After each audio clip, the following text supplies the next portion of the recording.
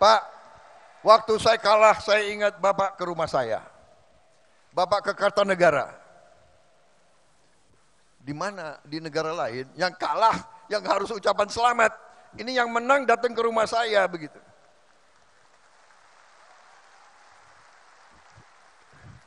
Makanya kalau ilmu kepemimpinan belajar dari orang Solo. Datang ke rumah, habis itu bawa undangan, mohon hadir pelantikan. Waduh, gimana ini? Makanya kalau urusan tentara, pertahanan, tanya Prabowo. Urusan politik aku datang ke orang Solo ini. Dari hari pertama sidang kabinet, ini bukan ngolor lagi.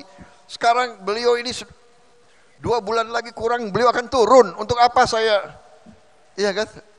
Saya hanya mau mengatakan rakyat Indonesia yang benar-benar Pak Jokowi adalah pemimpin yang hebat, pemimpin yang baik, yang berpikir untuk rakyat.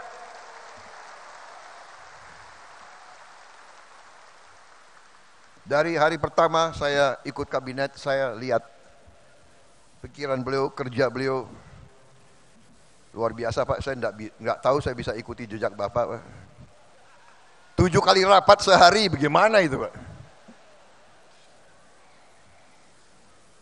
Apalagi kita ini kalau diajak, ini menteri-menteri jujur ya, pada begini kan kalau diajak beliau, Pak, pada ngeri Pak, diajak Bapak keliling Pak itu. Waduh ini, nggak bisa tidur katanya. Di pesawat itu 5 jam terbang, 5 jam diskusi. Jadi pada itu alasan Pak, kalau Bapak ajak, mereka itu alasan. Bapak Presiden kami jemput di Merauke. Nah, dia mau terbang duluan, nggak berani terbang sama Pak Jokowi. Akal kalian, aku sudah tahu ini. Pak maaf Pak, karena Bapak pilih orang-orang hebat, mungkin sebagian dari mereka di kabinet saya Pak nanti ini. Tapi saya sudah tahu akal kalian. Kalau diajak Pak Jokowi, kami mendahului Pak. Kami akan jemput Bapak. Bukan jemput Bapak, dia takut diajak itu.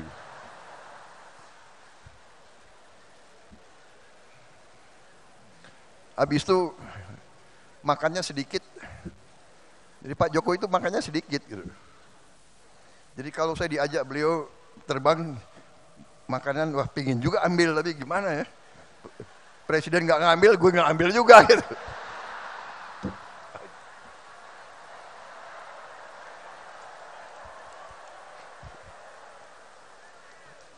Soalnya ini mantan tentara Pak. Banyumas campur Indonesia Timur. Orang Indonesia Timur ciri khasnya makannya banyak. Jadi saya boleh Pak ya buka sedikit rahasia-rahasia itu. Ini menteri-menteri Bapak itu alasan akalnya banyak Pak. Jadi saudara-saudara, saya merasa terima kasih. Walaupun kita pernah berbeda, tapi saya yakin di dalam hati beliau merah putih, beliau Pancasila, beliau cinta Indonesia, beliau berjuang. Saudara-saudara, saya kira intinya itu, saya tidak akan lama-lama. Satu hal yang saya belajar dari Pak Jokowi, pidato beliau pasti pendek. Pasti pendek. Dan kalau beliau mimpin rapat kabinetnya pun pendek. Saya hitung Pak, semua rapat kabinet Bapak yang Bapak pimpin, paling itu 1 jam 15 menit, rata-rata. Tidak terlalu banyak omon-omonnya itu. Tegas, singkat. Jadi ini sesuatu yang saya harus belajar. Karena tradisi di Gerindra itu kalau pidatonya lama Pak. Gak ada. Panitia sudah tahu, jadi dia nggak siapkan kopi di sini. Jadi saya kira pidato saya persingkat. Intinya terima kasih. kehadiran Bapak, tapi lebih utama kami seluruh selagorde, seluruh barisan Gerindra menghormati, menghargai pengabdian Bapak, dan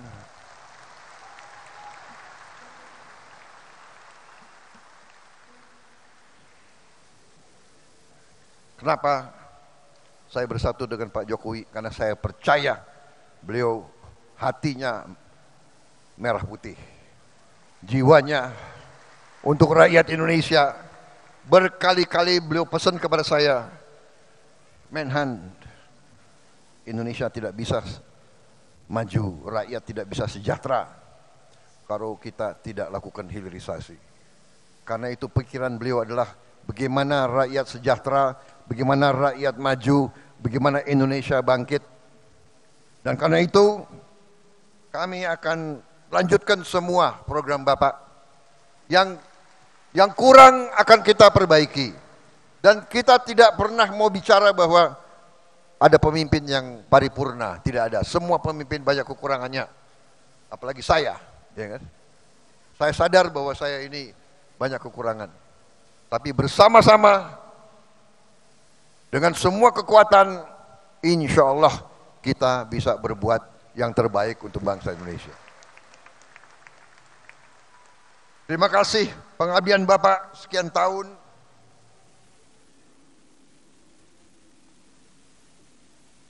Jangan ragu-ragu Pak. Kalau Pak Jokowi dicubit, yang rasakan seluruh partai Gerakan Indonesia Raya. Kita adalah petarung, kita adalah pendekar, kita ingin baik, tapi jangan salah hitung. Gerindra akan membela kebenaran, membela keadilan, membela kejujuran. Terima kasih Pak Jokowi, kami di belakang Bapak. Bapak Ibu semuanya sangat beruntung dipimpin oleh Jenderal Purnawirawan Prabowo Subianto. Beruntung sekali dipimpin oleh seorang yang sangat visioner, yang berjiwa patriot, konsekuen, pantang menyerah, dan kalau berbicara apa adanya.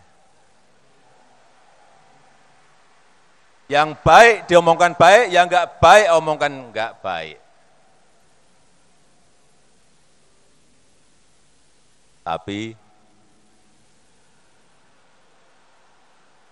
nanti setelah tanggal pelantikan 20 Oktober,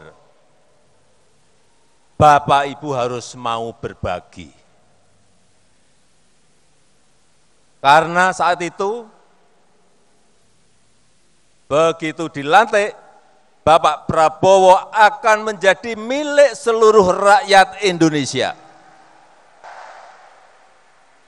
Seluruh rakyat Indonesia dari Sabang sampai Merauke, dari Miangas sampai Pulau Rote. Bukan hanya milik Partai Gerindra.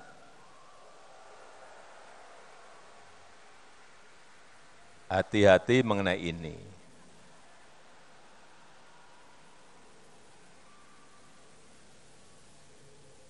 Mungkin sampai saat ini masih banyak yang bertanya-tanya dan meragukan. Bagaimana mungkin saya dengan Pak Prabowo bisa memiliki hubungan yang seerat ini, yang sedekat ini, yang seharmonis ini.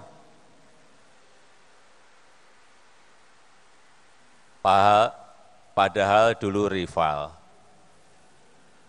Padahal dulu kita saling berkontestasi. Tapi tadi sudah dijawab semuanya oleh Bapak Prabowo Subianto. Buat saya, Prabowo Subianto itu sangat spesial.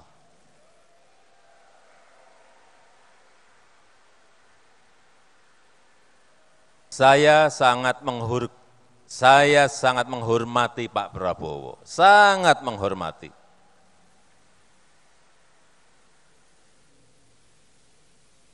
Kalau dalam beberapa kesempatan Pak Prabowo beberapa kali menyampaikan bahwa beliau merasa sangat cocok, merasa sangat sayang dengan saya. Ya, begitu juga. Itu juga yang saya rasakan.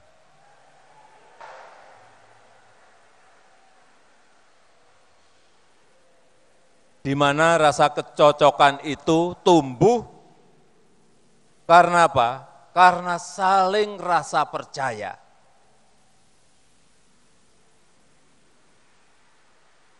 Karena saling rasa percaya, saling menghormati, saling pengertian meskipun kadang ada perbedaan-perbedaan. Itu yang sangat jelas saya rasakan. Saya merasa bisa saling percaya dengan Bapak Prabowo Subianto.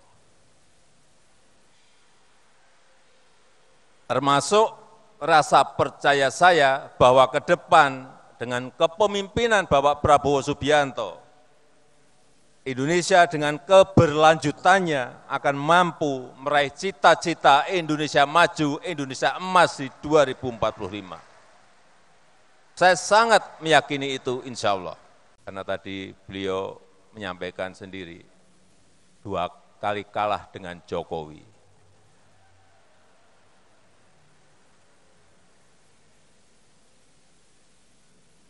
Dan yang bisa melanjutkannya itu semua ada di Bapak Prabowo Subianto.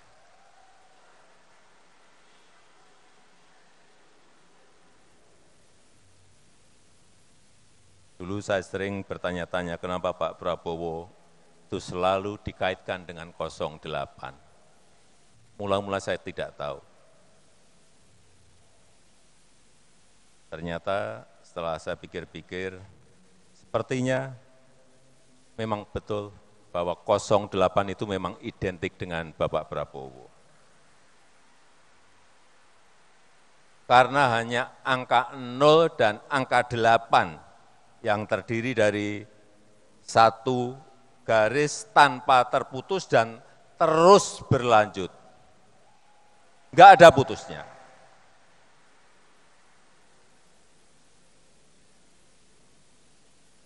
Ya, berarti 08 memang angka yang mencerminkan keberlanjutan. Itu secara spiritual. Dan juga bisa jadi 08 itu angka keberuntungan Bapak Prabowo. Saat ini menjabat sebagai Menhan ke-26, 2 tambah 8. 2 tambah 6, 8. 2 tambah 6, 8. Rumah dinas beliau yang saya tahu nomornya juga 8. Saya enggak tahu diganti atau tidak sebelumnya, tetapi memang angkanya nomor 8.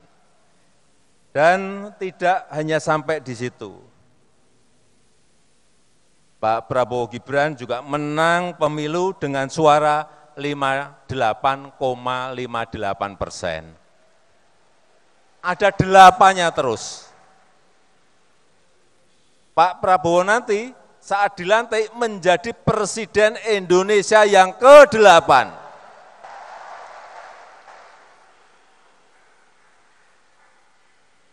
Dan selama 5 tahun ke depan akan memimpin upacara HUT, Hari Ulang Tahun Kemerdekaan Republik Indonesia, yang ke tahun depan 80.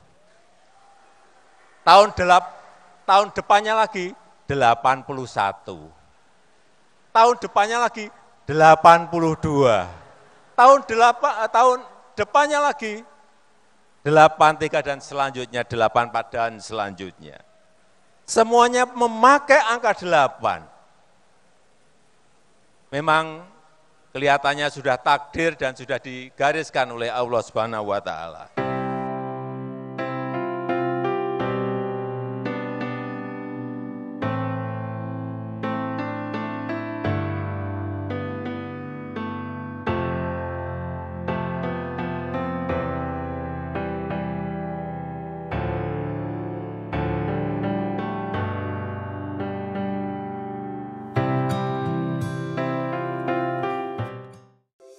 Di antara banyak sumber informasi, kami layak dipercaya.